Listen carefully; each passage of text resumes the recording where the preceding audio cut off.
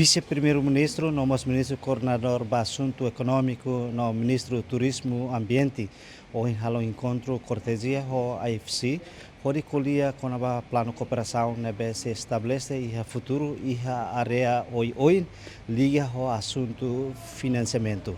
Também turma está acompanha a declaração do vice-presidente da IFC, nosso vice-primeiro-ministro nebe halau e a edifício farol dele.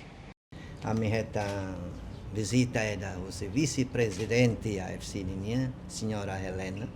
Nebe mais visita a Timor, a tomar fortificação, serviço ou cooperação entre Timor Leste e o IFC. Especialmente mais a Fati, a tu colher assuntos econômicos, cooperação a tu continua, devido à parte financeira, não temos a economia e turismo. Our partnership is very important.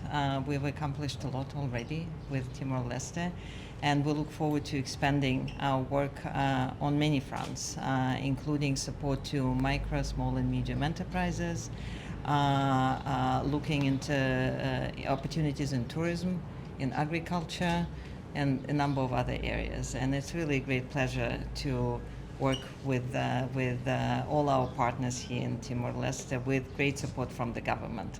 Thank you very much, Your Excellency. Thank you very much. Thank you for your support.